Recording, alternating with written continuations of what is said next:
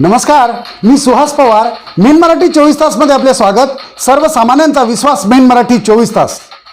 आमच्या main Marathi 24 तासला subscribe करा, like करून शेअर करा आणि बेल बटन दाबायला मात्र विसरू नका, कारण आमचे ताजे अपडेट्स आपल्यापर्यंत पोहोचत राहतील.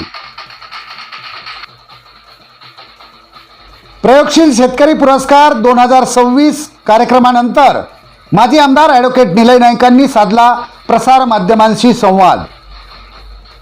सविस्तर वृत्त.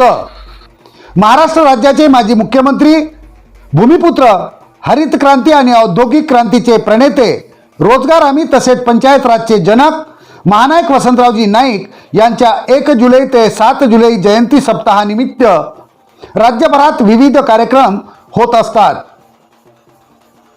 याच पार्श्वभूमीवर वसंतराव नाईक फाउंडेशन व कृषी विकास प्रतिष्ठान नागपूर हे सुद्धा दरवर्षी राज्यातील प्रयोगशील शेतकऱ्यांना पुरस्कार वितरण करीत असतात आणि हा सोहळा नागपूरमध्ये संपन्न झाला.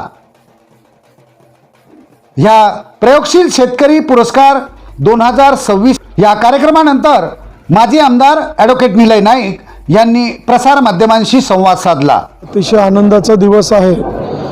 राज्याचे महसूल मंत्री नामदार चंद्रशेखर बावनकुळे साहेब, देवेंद्र फडणवीस साहेबाच्या नेतृत्वाखालच्या सरकारामध्ये ते अतिशय उत्कृष्टरित्या काम करत आहे आणि आमच्या या 4 प्रयोगशील शेतकऱ्याचा सन्मान आणि एक पत्रकार जे शेतीविषयक अतिशय चांगलं लिखाण करतात त्यांचा सन्मान या प्रसंगी नितीन बुतडा साहेब असतील, आम्ही सर्वजण मिळून खऱ्या अर्थाने शेतकऱ्यांचा सन्मान केलेला आहे आणि हीच खऱ्या अर्थाने वसंतराव नाईक साहेबांना श्रद्धांजली आहे असं वाटतं. नाईक साहेबांनी ज्या पद्धतीने महाराष्ट्राच्या विकासासाठी कार्य केले होते त्याची प्रेरणा घेऊनच आजचं देखील सरकार काम करत असल्याचं महसूल मंत्र्यांनी आजच्या भाषणातून नमूद केलं. निश्चितपणे कैलासवासी वसंतराव नाईक असतील, कैलासवासी सुधाकरराव नाईक असतील, ज्यांनी शेतीवरती अफाट प्रेम केलं.